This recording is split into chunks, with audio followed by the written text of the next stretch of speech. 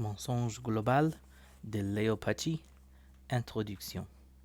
Je suis une personne à l'esprit ouvert et je ne rejette jamais une idée a priori, si absurde qu'elle me paraisse de prime abord. Toutefois, en ce qui concerne la théorie, c'est ainsi que je l'appelais au départ, de la Terre plate, j'avoue ne pas y avoir cru. Tout le monde sait que la Terre est ronde et tourne dans l'espace, non? Comme beaucoup de personnes, j'ai donc commencé à m'intéresser au débat sur ce sujet en essayant de démonter ce que je considérais au fond être une théorie absurde. J'en vins même à me demander si ceux qui propageaient ces histoires de terre plate n'étaient pas en réalité des agents du gouvernement cherchant à discréditer, par association, tous ceux qui doutaient de la version officielle du 11 septembre, des missions lunaires, des vaccins et de tous les autres sujets courants dont ce que certains appellent péjorativement des théories du complot, en mélangeant le vrai et le faux, le crédible et l'absurde. Des politiciens de tous bords politiques aux théoriciens du complot eux-mêmes, ils sont quasiment tous unanimes pour ridiculiser ceux qui défendent la Terre plate. Par exemple, Obama dit « Nous n'avons pas le temps pour une réunion avec la Société de la Terre plate » ou se moque des candidats républicains qui auraient été membres fondateurs de la Société de la Terre plate, et nous rappelle même les évidences scientifiques d'une Terre sphérique. À l'heure actuelle, Obama a fait référence à la Terre plate en 4 occasions en tant que croyance honteuse et ridicule bien sûr.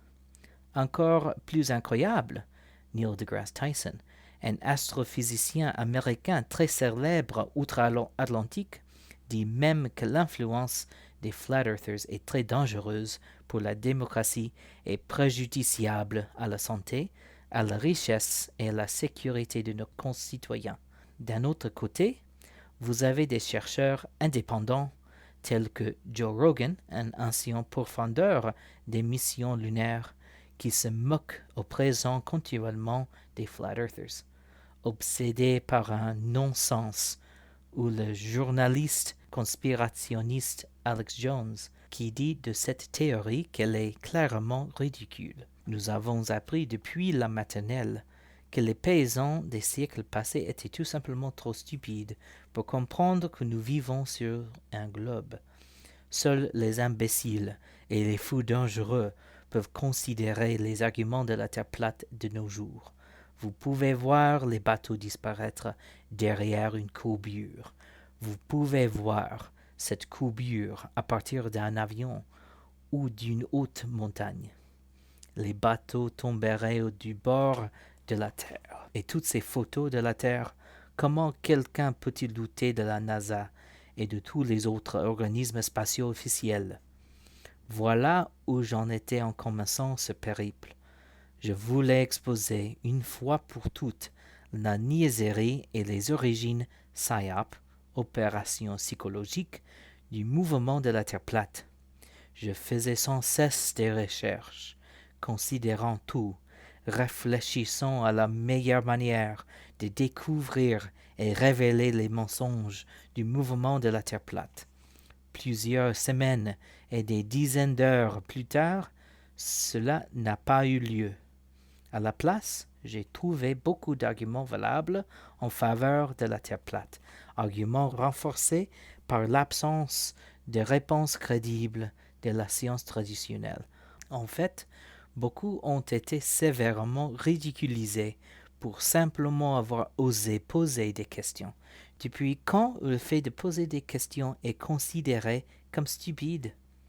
Après plus d'une année d'enquête incessante, je crois que les preuves à l'appui de la Terre plate sont beaucoup plus convaincantes et dépassent les preuves à l'appui d'un globe incliné à 23,4 degrés sur son axe et tournant dans l'espace à 1674 km à l'heure, tout en orbitant autour du Soleil à des vitesses faramineuses de 108 000 km à l'heure.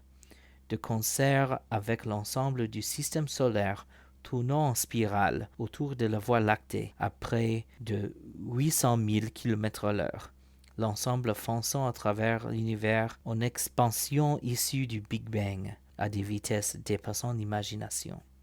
Rassurez-vous, vous ne pouvez ni le sentir, ni l'expérimenter, mais on vous dit que c'est normal. Comme vous le verrez, les éléments de preuve à l'appui d'un globe terrestre sont la plupart du temps bien minces, intellectuellement vides, réfutables et souvent basés sur rien de plus que des injures. Ce n'est pas facile, mais je vous demande, en tant que personne raisonnable, d'examiner les arguments suivants en faveur de la théorie de la Terre plate. Pour un visuel rapide de la façon dont le modèle de la Terre plate fonctionne, vous pouvez regarder les courtes vidéos de Rob Skiba ou de ODD, ou encore celle qui reste peut-être la meilleure introduction sur ce sujet de Eric Dubé. Les vidéos se trouvent dans la description. Si vous souhaitez une vision plus large, je vous conseille de prendre le temps de visionner toutes les vidéos ci-dessous. Elles vous donneront une bonne compréhension des arguments et contre-arguments sur ce sujet si important. Je comprends parfaitement combien tout cela peut paraître ridicule au premier abord. En effet, entendre quelqu'un dire que la Terre est plate semble si terrible que cela peut vous choquer et vous atteindre en plein cœur, comme si quelqu'un attaquait une de vos croyances les plus chères. Mais demandez-vous, pourquoi est-ce si choquant? Logiquement, cela ne devrait pas l'être du tout, mais la société a rendu. Mais demandez-vous, pourquoi est-ce si choquant? Logiquement, cela ne devrait pas l'être du tout, mais la société a rendu ce sujet extrêmement tabou. Pourquoi? Pourquoi le modèle sphérique est-il assimilé à l'intelligence et nous est-il jeté en plein visage en permanence au travers de milliers d'émissions de télévision et de films?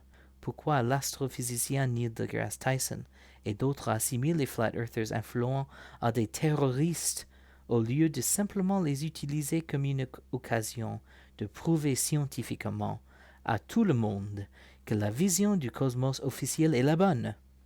Vous devriez réfléchir à ces questions.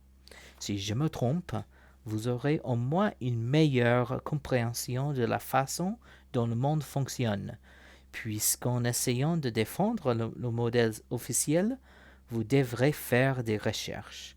Mais ne laissez pas des années de conditionnement remontant à l'enfance vous empêcher de remettre en cause la recherche scientifique. La vraie science souhaitera toujours la bienvenue à ces questions, comme à toutes les questions. Mais la science moderne a dégénéré en quelque chose s'appartenant à une conformité religieuse stricte qui ne permet aucune pensée indépendante ou remise en question. Je n'ai aucun intérêt dans cette investigation autre que la vérité.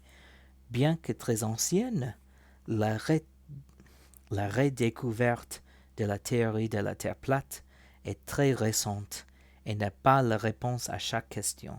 Mais si nous travaillons tous ensemble, nous pouvons être en mesure de créer un modèle authentique et une représentation juste de la Terre. Si vous pensez que je me trompe, je vous serai reconnaissant de contre-argumenter dans vos commentaires éventuels sur cet ouvrage, par des faits bien motivés, pas seulement de copier-coller d'articles Wikipédia, des discussions hors sujet ou tout simplement de pathétiques injures. Il n'y a peut-être pas un flat earther légitime qui refuserait qu'on lui prouve qu'il a eu tort, du moins dans un premier temps, parce que les implications du contrôle que nous subissons et de l'ignorance dans laquelle nous sommes maintenus sont réellement effrayantes. Quant à moi, je crois qu'il est beaucoup plus probable qu'improbable que nous vivions sur une terre plate et immobile, et je me considère maintenant comme un flat earther. Si vous le pouvez, prouvez-moi le contraire, et je vous en serai infiniment reconnaissant.